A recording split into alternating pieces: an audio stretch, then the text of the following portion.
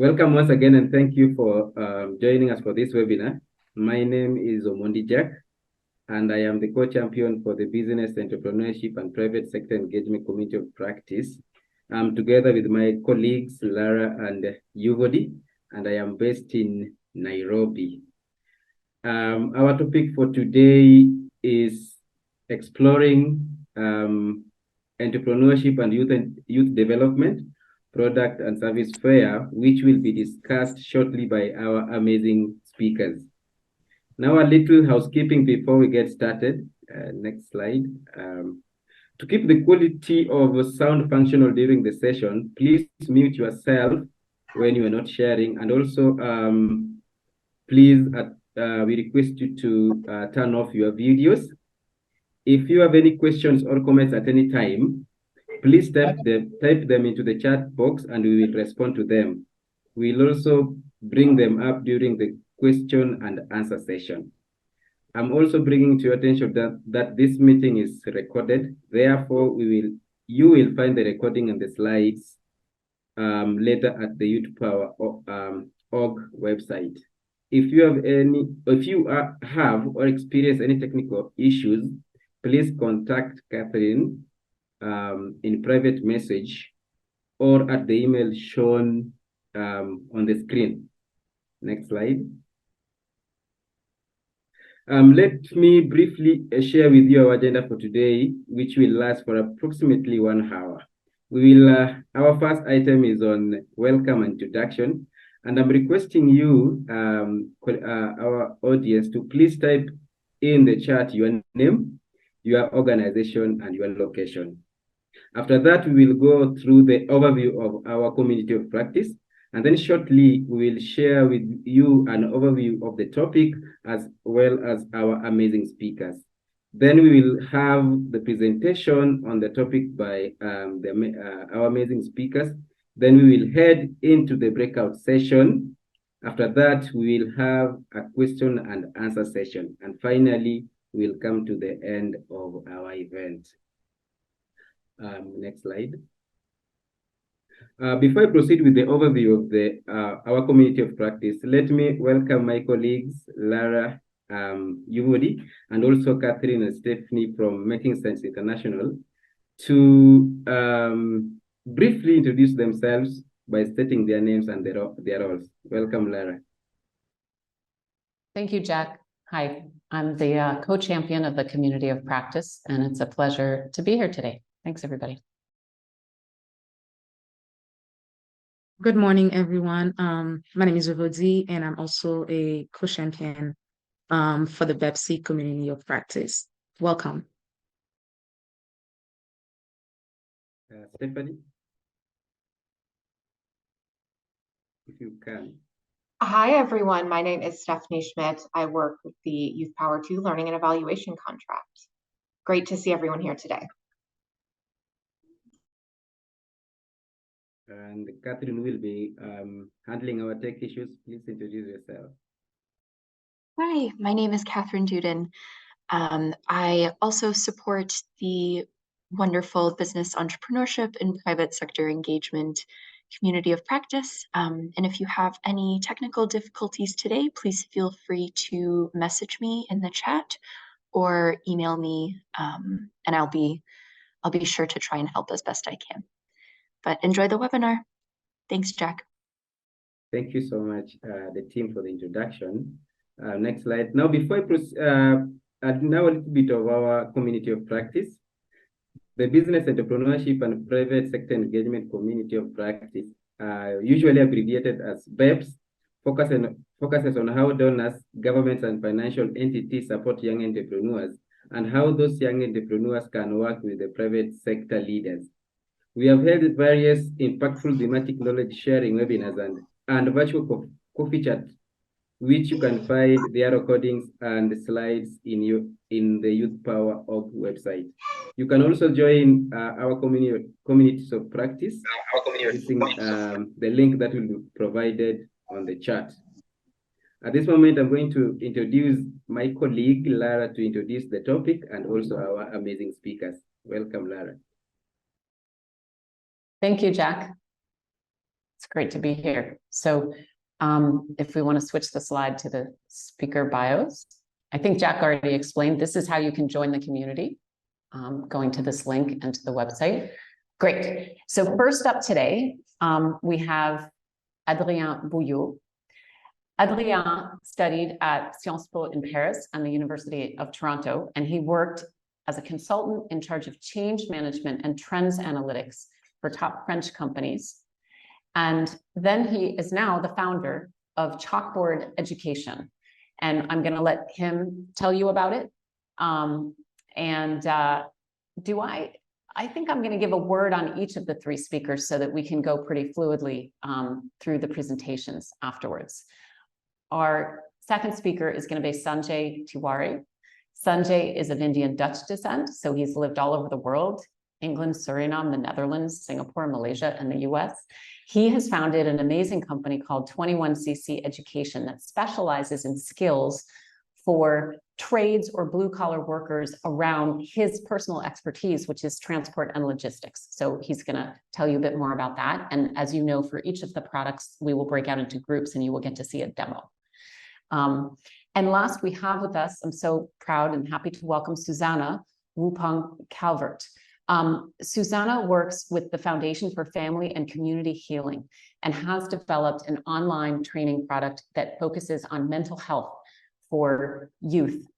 And it works with the gift economy, which is one of the first times I've heard of that, and she can explain how that works. And I'm also going to let her, she's also been an inspirational speaker, coach, and consultant, and guides others in realizing their highest potential. So Susanna, we're happy to be here with you today as well. So on that note, I'm going to go to let Adrien begin his presentation. I think the next couple slides will show you a little bit about our speakers before we get there. Thanks. Hello, everyone, and thanks, Lara and the whole team for introducing this session and for inviting me. It's a real pleasure to be here.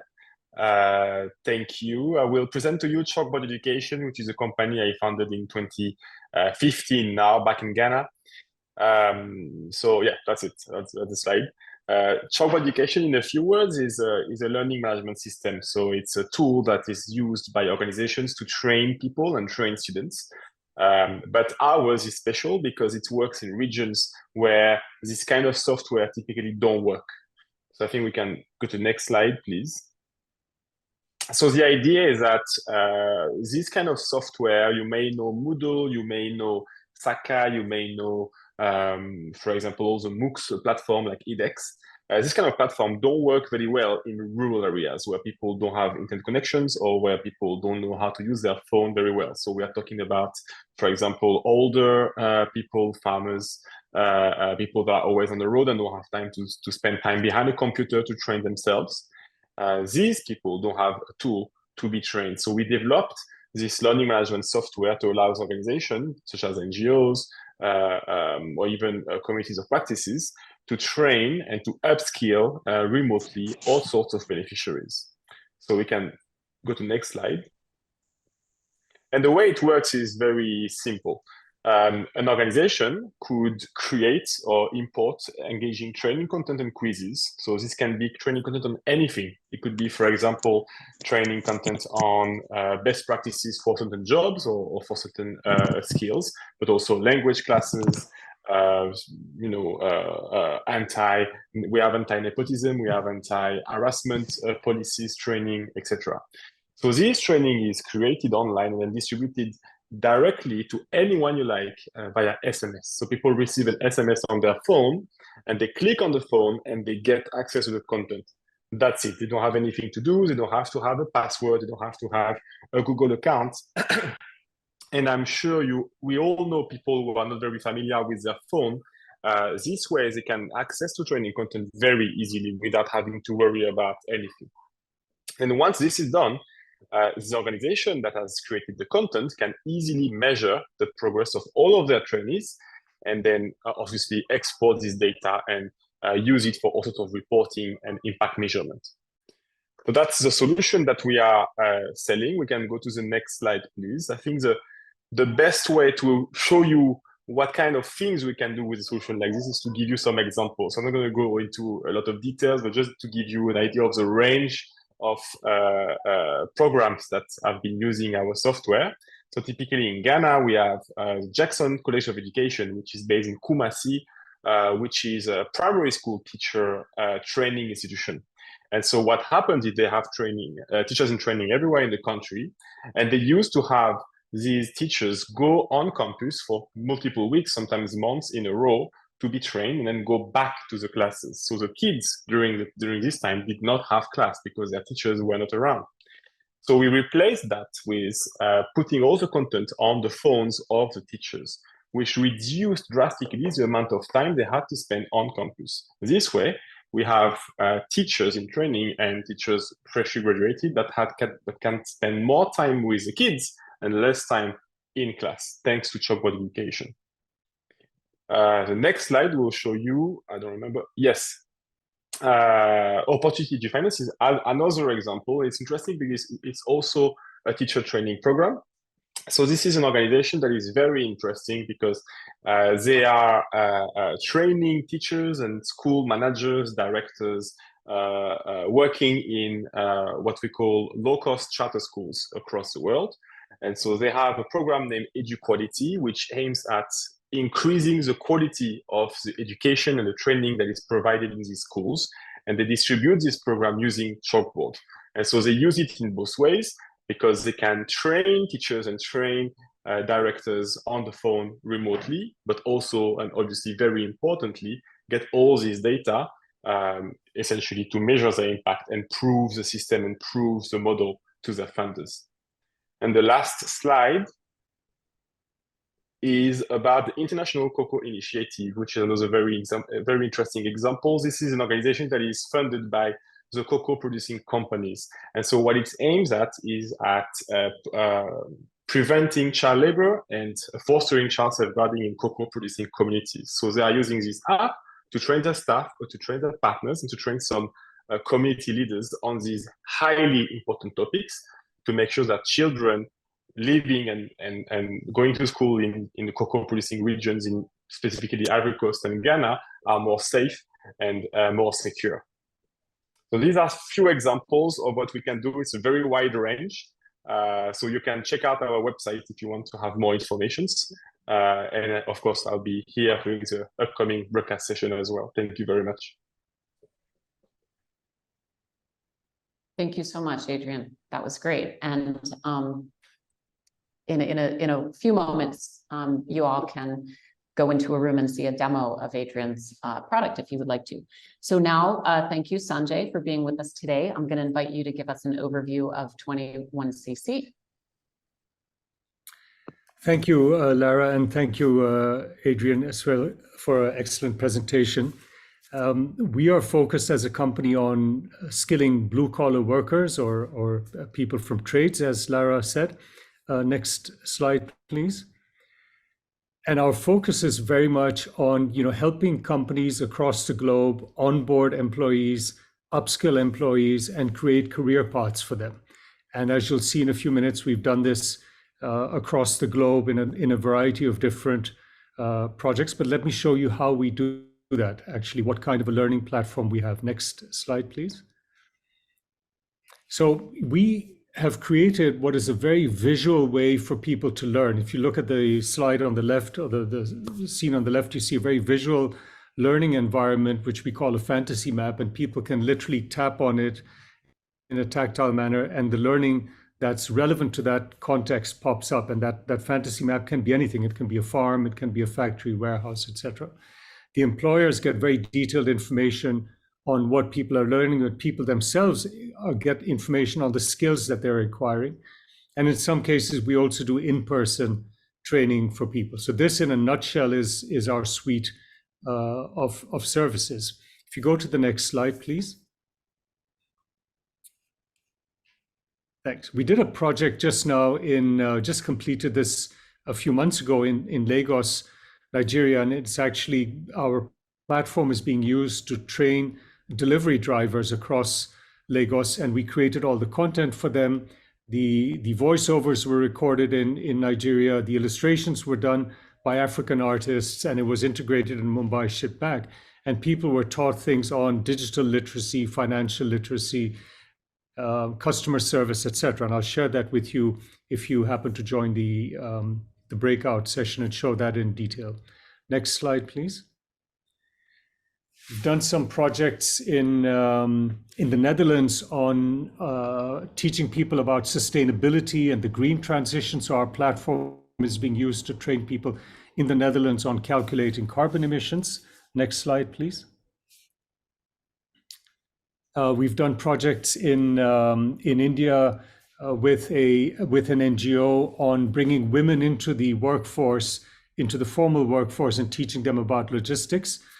Next slide, please. This was actually a project funded by the CSR funds of DB Schenker, which is a German company working with an Indian NGO called Seva Bharat, which works predominantly with women, and all of the content was translated into their own languages.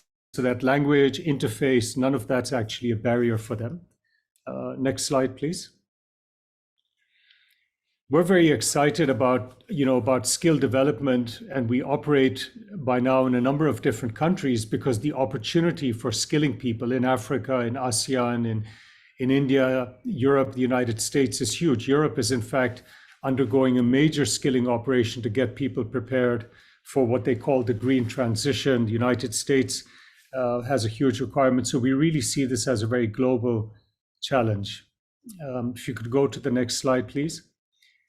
And why we think it's such a major challenge and also so important for us collectively to focus on skilling and upskilling people is that look at all of the change that's happening globally, and it's this most incredible convergence of demographic shifts in the Western world, in India, in Africa, IT destroying jobs, but also creating new jobs, the environment destroying people's way of living, but also creating new opportunities. And that's why, if you go to the next slide, please, we're very passionate as a company about upskilling, reskilling people across the globe and empowering people with the skills that they need. Thank you very much. I look forward to seeing you in the breakout room. Thank you, Sanjay. Great. So now we have our third speaker, Susanna Calvert, who's going to talk to us about a slightly different topic, which is youth mental health and the training and the online platform that she has put together for that. Over to you, Susanna. Thank you. Good morning, everybody. And so grateful for this opportunity to be here with you today. Next slide. So we're going to be talking about resilience, well-being, and leadership education. We are so inspired by what has been falling through the cracks in terms of mental health and resilience in our communities and across the world. We know that, at least in the United States, that suicide is the #2 cause of death, and that there are major incidents of mental illness in youth. And even in the United States, a very large number have no treatment. And I imagine is much more true in the global South. This is also true for adults. In the US, 76% of adults are experiencing a symptom of a mental illness, and almost half of us will have a mental illness sometime in our lifetime. Next slide. So we know that despite all of our resources, that we are just falling through the cracks. The social emotional learning that's available is not enough. So is mental care for mental illness and resilience, and knowledge alone is not enough either. We tend to teach towards knowledge, not skills. So therefore, at the Foundation for Family and Community Healing, we're a 501c3 nonprofit, and our mission is to help all have these skills available to them because they are learnable, scalable, and empirically based. And we do offer them on a gift economy. Next slide. So what that means is, what this looks like is that we have an online platform that's available 24/7. It's beautiful and interactive. It's based on evidence-based content. And we focus on behavioral change over just knowledge. And we don't just focus on mental illness, we focus on the whole spectrum of well-being. So learning to thrive and be resilient is just as important as treating mental illness. So we tend to focus, we're not on the clinical end, but our learning modules can support people's recovery and healing. Our platform is also super flexible. It's conducive to people learning by themselves if that's what they wish to do, but even better, it can be used for group learning, either by a motivated person who's willing to get people together or somebody with facilitator training. Our content is pretty much self-guided and self-facilitating so that you can adapt it to the workplace, school, or community organization. We can also send facilitators, although that would require payment, or we can help you prepare your facilitators so that you can do this for your own organization. The way we work with the gift economy is that we have two business models. One is that we offer a complete array of services to for-profit organizations at a retail price. This supports our nonprofit side of our house, our philanthropic side, where we offer our platform to any individual who comes to our website.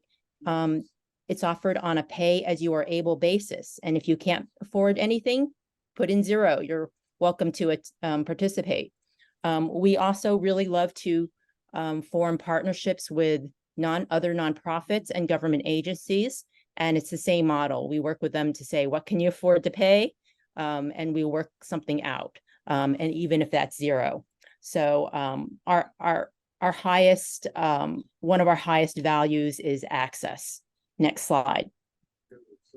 So we do have a range of content, again, on the spectrum from thriving and well-being, joy and happiness, forming more healthier relationships, and even starting to go into the clinical adjacent areas like navigating anxiety and managing change. Next slide. So I'm going to just give you a little bit of feedback data. Next slide. We're still a fairly young organization, but we have completed our first pilot in Zambia with some young adults, and we're going to be moving into younger groups. So this is with the Amos Youth organization.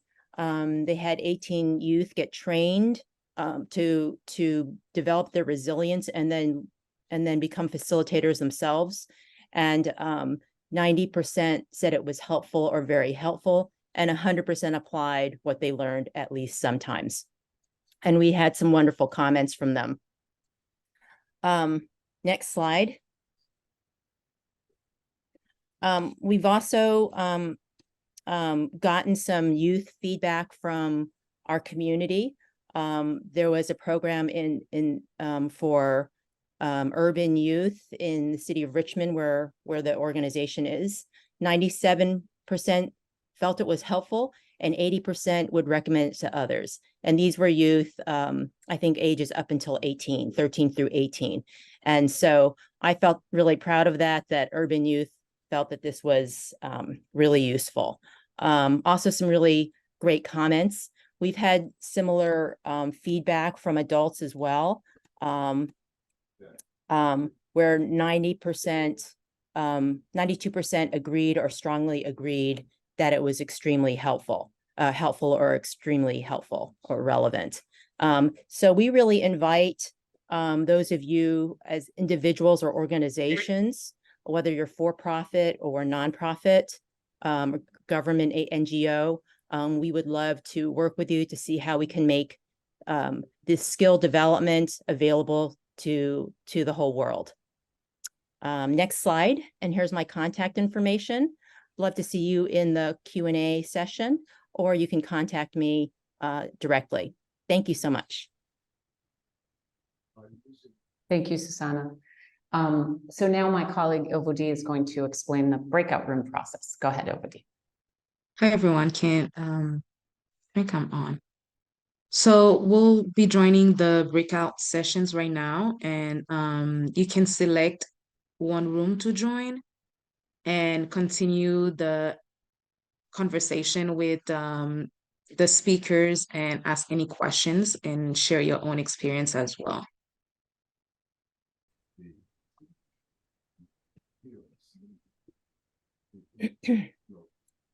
Yeah, I guess we'll just give folks a minute to join the room, and then I'll just walk you through a quick little demo. I'd like to leave as much time for Q&A as possible. Absolutely, sounds good to me.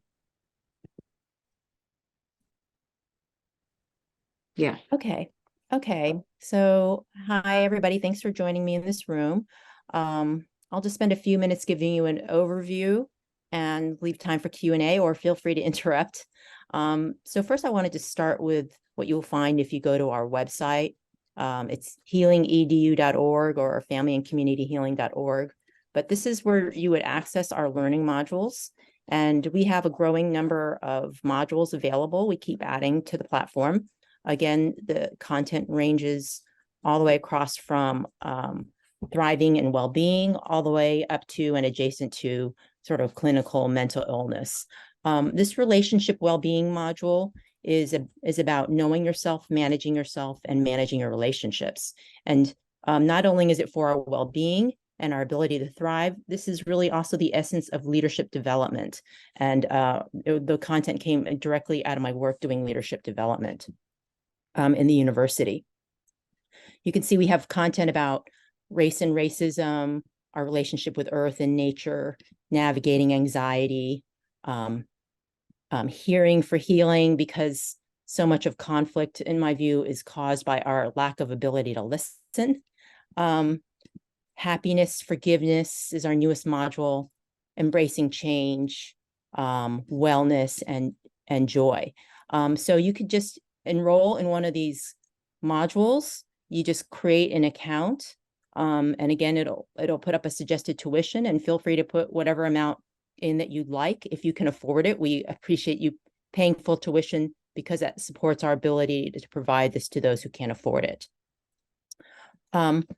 There is also a page where you can see each of the lessons for each of the modules. So if you don't want to go through the whole module, pick and choose the ones you want to go through and create your own curriculum. We really encourage you to personalize this for you or your community. So we do have what you will find when you enter into the module is a beautiful and interactive learning interface.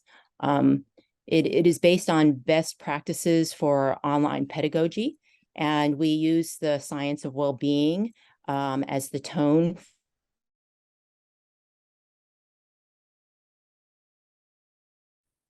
reflective and experiential based learning. So what I'm learning is that youth already know how to do this. Adults maybe not so much. They sort of forget how to do some deep learning, because we're really wanting to help people get beneath the hood of what we know and integrate it into our lives. So we provide prompts like this, discussion and, going through the content and ideas, write down your thoughts and or discuss them. So you can either do them on your own, or you can discuss them with a partner, a teacher, a mentor, an employee, or within your group. We don't have too many assessments, because we think behavioral change is more powerful than just knowledge alone. But for example, we have a quiz for your self-assessment. I'm going to make this a little bigger in case you have trouble seeing it.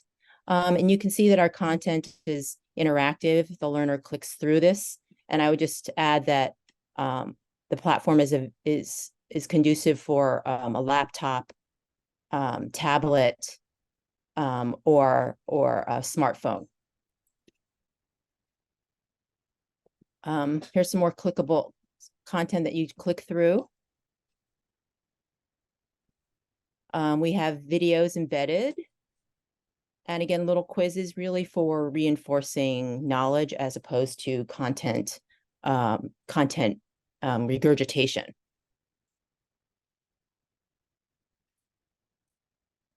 There's some exercises like this in this particular lesson where helping the learner test their understanding if they could tell the difference between sympathy and empathy. So they would just drag and drop it to see if they got it right. Okay, so they would have gotten it wrong there. This one's sympathy. So you can see how the learner can actively participate in their learning. Here's another interactive graphic. It talks about sympathy. And we have simulations like this. So Carlos is feeling stressed. What would you do? And so you would have a couple of options, what you might share with him, and then you can see how you did. So that's pretty much, I think, a sneak peek at what the content looks like and what it's capable of for group or individual learning. Obviously, it's conducive for a Zoom environment, but it could also be what is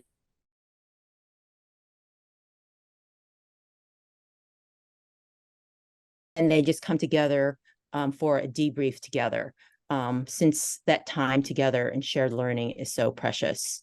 So I'm going to pause there and see if there's any questions or comments or discussion. We really are interested in organizational partnerships where we can scale this across the world. The content is for youth and adults.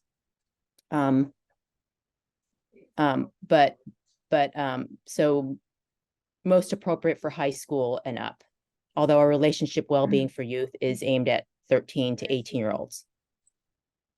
So if you have any thoughts or comments, we'd love to have you unmute, or I can check my chat. Are there any questions or requests? Hi, can you hear me? Yes, Hillary, go ahead. Okay, Oh, this is Flavia. Flavia. Yes, I'm Flavia and at Florida State University. A question for you. This is directly for the people using these tools for themselves, or you also have training for educators where they can apply some of the skills and the strategies to help like students or the people they work with? Yes, both and. So we believe that the best facilitators and teachers are those that are on their own learning path themselves. So our model is that we invite potential facilitators to start their own learning and skill development. And once they get through, through the rhythm of resilience practice, that then they start practicing with each other in the facilitation piece of it, and that we hold the space in the container for them as they get confident and get feedback from each other until they're ready to go off and facilitate on their own. We also would recommend that they continue in these learning groups, not only for their own continued growth and resilience and self-awareness, but also for peer support. So basically a community of practice. So that would be what our model is that we would offer. And we can provide facilitation for that either on a contract basis, or we have limited community offerings like that people can just sign in and come in and pay. So if you have a community or an organization that would like to do that, we would love to work with you and see if we can meet your needs. Sorry, another question related to that. Sure. Do you have these modules in different languages? We are working on that. So we have, we're working with a content provider.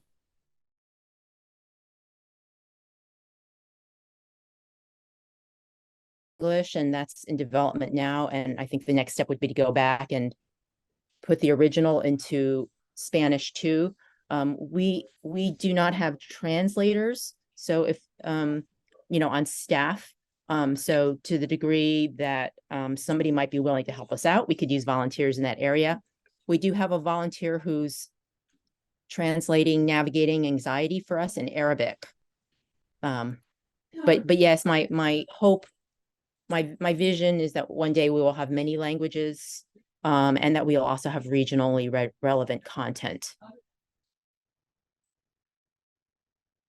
Thank you.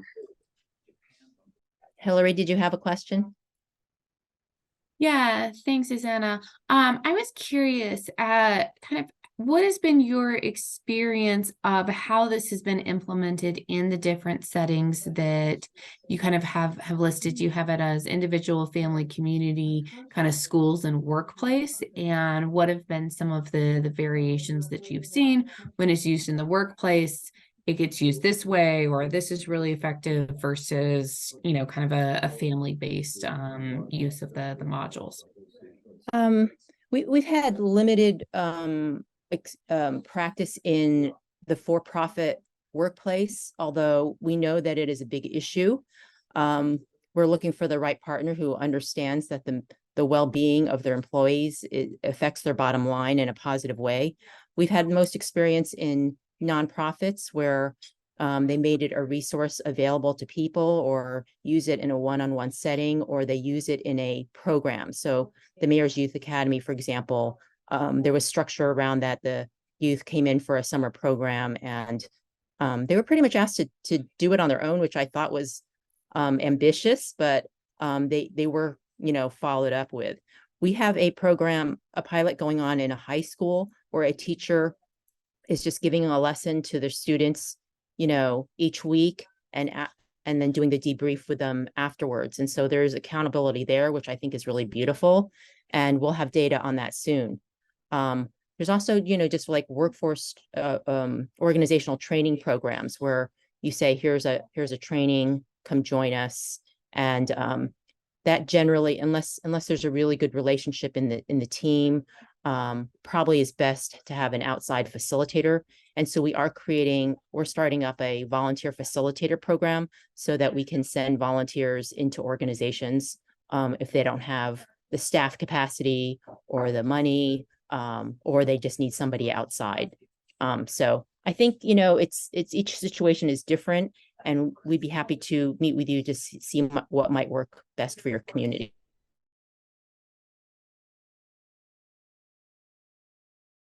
Okay, any more questions or requests? We have 50 seconds left.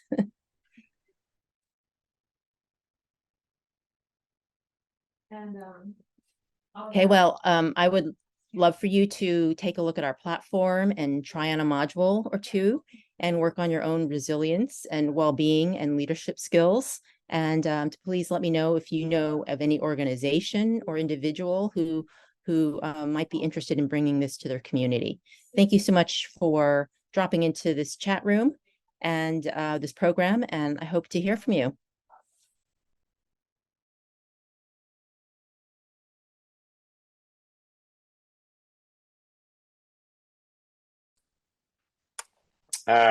So I was saying, yeah, so far so good. But the main feature is not exactly here. It's in somewhere that I'm going to show you. So usually for these demos, I ask people to share me their phone numbers, but I'm thinking this might be a bit tight if I want to create accounts for everybody that is here right now. So instead, I'm going to essentially mock the onboarding process. So I'm going to show you how it works to create a user. So you can import them in bulk, or you can create them one by one. So here, for example, I type my phone number, and I can also type my email and save. So this is pretty standard, except the difference is that, for example, if I select here Genevieve, I can send her automatically what we call a login token. So she's about to receive a login token. She didn't receive this one because I think the phone number is a fake one. But she didn't receive this token, but she will receive an SMS with a link that is unique to her. And so this SMS, which I'm going to show you now on my phone. So to do that, let's see if I can do it with this.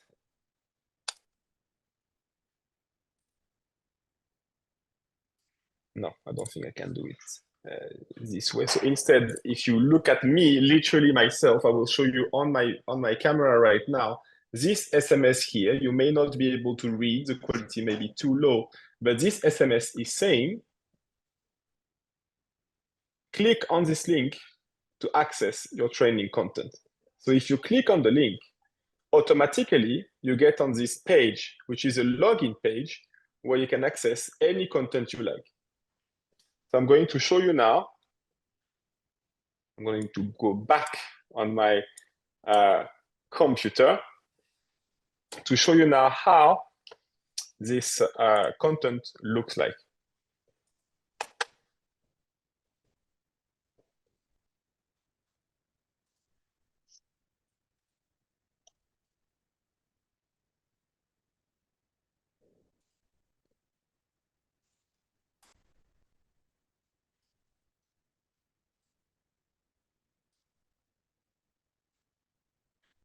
Oh, sorry.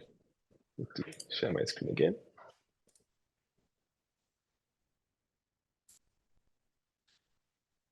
All right. So this is what your trainees would see on their phone once they click on the link. Literally the same page, this exact same content.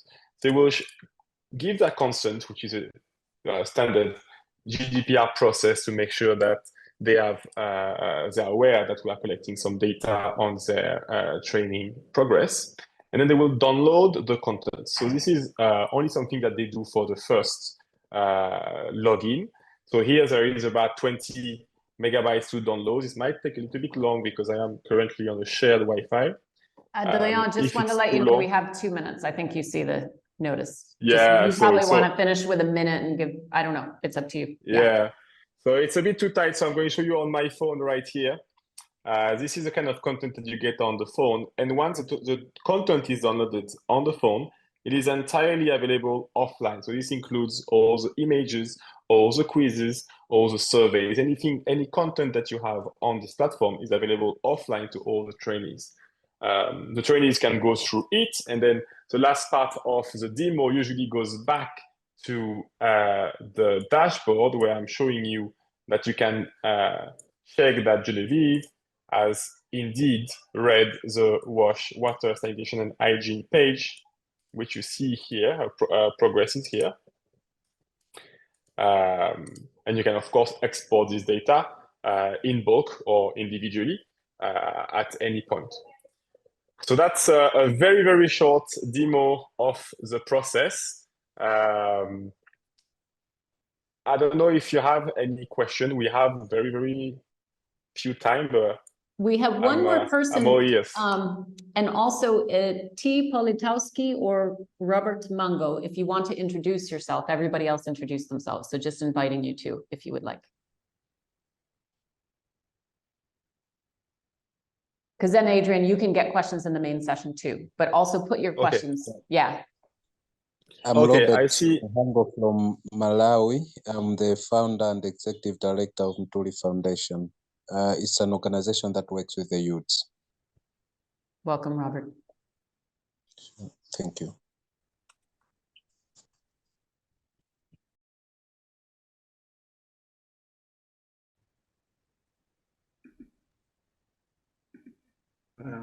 Thank you so much for that. I hope you had a wonderful session during the plenary, during the breakout session. Actually, first I want to thank our speakers, Adrian, Sanjay and Susanna, for those great presentations. I really learned a lot from your presentations and your demonstrations, especially in the breakout session where I was with Sanjay, and the product that he has developed, very interactive and easy to access. So we are going to our question and answer session. And feel free to ask any question, any thoughts, any feedback, any comment you got from the breakout session will be welcomed. But first, let me ask Suzanne one question that was found from the chat. Suzanne, is there a logical flow from one module to the next in your training, or can somebody start anywhere? How do they fit together? Yeah, I love that question. We really invite you to personalize the curriculum for your needs. You can do parts of modules, you could do the whole module, you could do them in any order. What I do recommend is a commitment to your own learning and growth. And it's because behavioral change does not happen easy. You don't just go, oh, I should quit eating desserts and fried foods, and then voila, you do that. It takes a practice every day to notice your behavior, to make an intention to do something differently, and then try it. So we really recommend that you set aside time every day to learn, reflect, and practice, and do that every day. So please personalize this however you want. Pick and choose what works for you and your community. Thank you for the question. Thank you so much for that feedback. I also have one question for Adrian. How easy is it to access your product, especially for those who don't have technical knowledge or the capability to use online or IT services? Yes, thank you. That is a very good question. So how easy? It's supposed to be very easy. We are working hard to make it as easy as possible. So there's two sides of it. On the trainer side, so on the side of people who want to provide training, the way it works is they should go on the website, and there is a register link, and they follow step by step. It should be fairly easy, and we also have, when you subscribe for the first time, we can have an onboarding session when you have a person, an actual person, showing you around all the features of the platform. And then we have all sorts of assistance. We have a lot of help to make sure that you can create engaging and exciting content for your trainees. And on the trainee side, how easy it is. This time I'm more confident. I can tell you it is very easy, because we have a very good track record on a very large scale of training people who prior to that had no experience using their phones for training purposes, and sometimes barely any experience using their phones. And we've had very, very excellent results, particularly in rural areas, with older trainees who usually are not very tech savvy, and they found it for the most part fairly seamless to use the content. They just use their phone and they read it like they would read a book, or they listen to it like they would listen to a voice note on WhatsApp, for example. And for the most part, we didn't have a lot of troubles for that. So usually it's supposed to be easy, but when it's not, we have a pretty strong customer support to make sure things go well. Thank you for that feedback. Thank you. It really captures what my worries. I really hoping to interact with your product. Thank you. And for Sanjay, during our breakout session, you really mentioned something that really caught my attention. Maybe you can share with our audience at the plenary. You mentioned that after a participant going through each module, they are able to see the skills that they have gained, which was really awesome. And also the skills that they gained, and also where they can use those skills, especially the organizations they can work with that need those skills. Maybe you can just in 1 minute or two share how that works, because I really loved that part. Well, thanks, Jack. Yeah, the central to our whole learning platform is the fact that people want to acquire skills, but we also realize people don't wake up in the morning thinking, oh, I wonder what 21cc came out with today, and what shall I learn? People do this primarily because they want to get ahead in life. And so this is a learning environment. This is a picture, a map of a region in the Netherlands close to the port of Rotterdam, and people have a skills as they're going through the training. The database is actually tracking what skills they're acquiring. And when they acquire these skills, they're suddenly able to say, well, hey, I wonder if there's anybody who's interested in people with my skills. And when they click on the map, and I remember when I showed this to Lara once, she said, this is like Ubering a job. You know, we never forgot that expression of yours, Lara. And somebody clicks on this and says, hey, so I wonder, you know, what this company is, and do they want or need somebody with me? And you can, within 2 clicks, match your skill set with a prospective employer, and you can even apply to that employer and send an email to them saying, yes, I'm interested, and the employer can come back to you and say, well, we're interested in you, why don't we meet? So the whole attempt here is to sort of reduce the gap between learning something and putting it to use and finding a place where you can hopefully find gainful employment. Thank you for that. I really appreciate the fact that we are going to Uber the jobs. I think that's a very catchy statement. But also, there's a question for the 3 of you. What are some of the ways your organizations engage the youth in design of these products or incorporated the youth feedback to improve the products? Let me start with Susanna.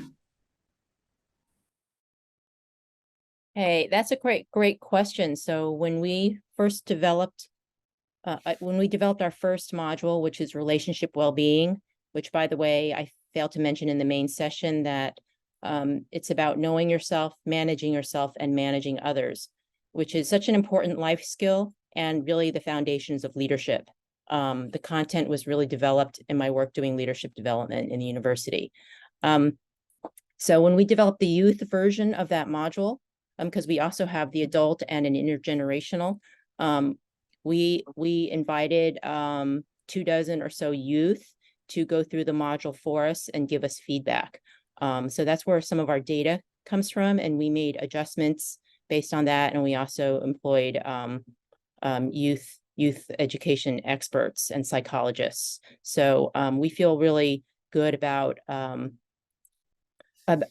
product, and we are also testing it now in a high school with a teacher. So we might be making like maybe a classroom edition that's focused on the classroom. So we'll have that data in the next few months, and so stay tuned. We'd love to get your participation in testing that out for us. That's awesome. Adrian?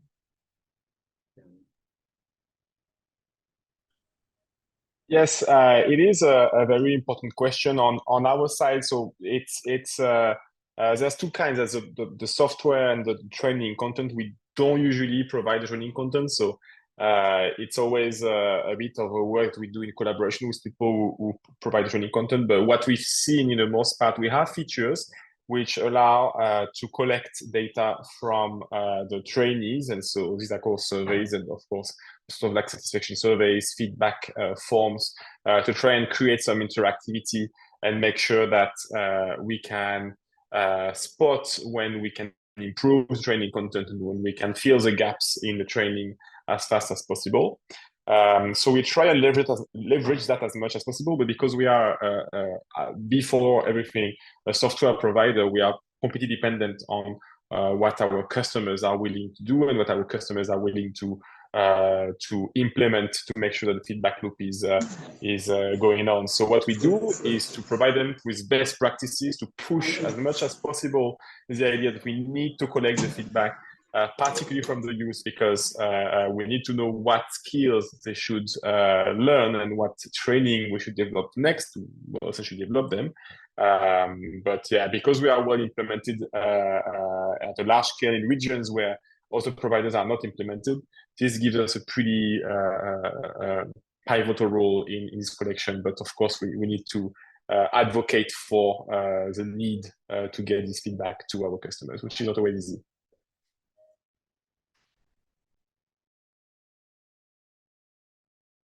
Awesome. Thank you for that feedback, Adrian. Sanjay, can react? Yeah, I in addition to what Suzanne and Adrian said, I think we can always do better in getting the feedback. Sometimes we design stuff because we thought it was a great idea. Then we showed it to the job applicants in the Netherlands, and we got some feedback from a bunch of kids saying it's not as intuitive as you guys think. So we had to remove certain screens to make it more quickly accessible. In India, we got feedback from people because we also had in-person training, and they said, thanks, we don't need your trainer anymore because your system is so intuitive because it's in our language and it's visual. So no need to send your trainer from next week. It was sad for the trainer, but good news for the app.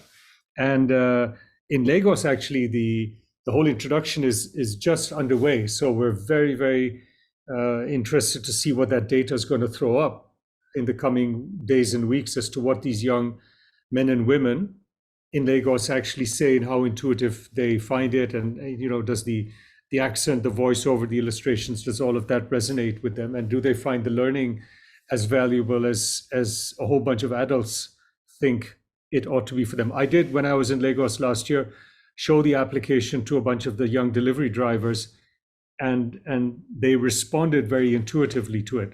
And by the way, everybody designing the program said, oh, they don't have mobile phones, they can't access stuff. And these kids pulled out the latest Samsung phone, showed it to me, etc. So yeah, they were quite ahead of what the program managers initially thought that they would be capable of. Thank you. I love how you are involving the young people in your products, the design, and how you are incorporating their feedback. That was awesome. Now, I'm going to give you, our speakers, 1 minute each, or 30 seconds, to give your parting shot, and how someone who is interested to connect with you can really reach you.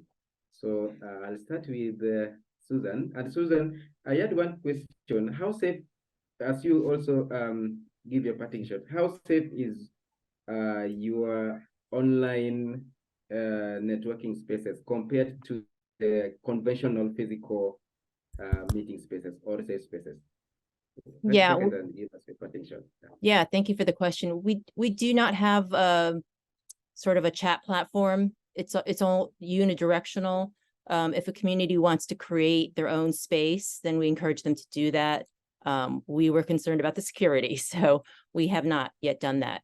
But we, as I mentioned, we are looking for communities that feel that resilience, leadership, and well-being, education, and skill development is important for their community to thrive, for youth and adults. And we would really love to hear from you. You can explore our platform at healingedu.org and try out our modules, again, on a gift economy. And would love to hear from you if you think your organization or community would be interested in talking about bringing our content and the facilitation strategies to your whole community. And you can contact me at susanna@healingedu.org. Thank you again for this opportunity. And I wish you best with all of your youth entrepreneurship endeavors. Thank you. At your next 30 seconds, we're almost at the end of time. 30 seconds, parting shot, and how somebody can reach you. Yeah, well, I mean, the easiest, I guess, would be to contact me on LinkedIn or by email. So let me just put my email in the chat right now, and my LinkedIn as well when I get the link. But if you search me on LinkedIn, you'll find me, and naturally you can contact me. Thank you. Sanjay? Yes, thanks, Jack. Look, the name 21CC stands for 21st Century Change. Anybody who's looking to drive change in their organization, their community, please reach out to us. You can actually use our platform to reskill people, upskill people, or help people on learning paths, learning milestones. You can even set learning milestones in the app. I've put my LinkedIn profile there. The company's name is 21CC. You can reach us on 21cceducation.com. But if you have something which requires community change, we think our platform can help you in that. And we develop content with you. So we have the platform and the content. So happy to work with you wherever in the world you may be. Thank you so much, our speakers, and we'll hand over to Yuvodi for the closing remarks. Yuvodi. Hi, everyone. Thank you for a great webinar, and it was a great discussion to see how our three presenters were had different focus. We had software for remote with Chalkboard, content with Susanna on mental health, and both with 21cc for upskilling. And I hope that you've learned as much as I have. And it was a pleasure to have all of you participate, and also a great thank you to all of the presenters on behalf of the BEPSE team. Thank you, everyone.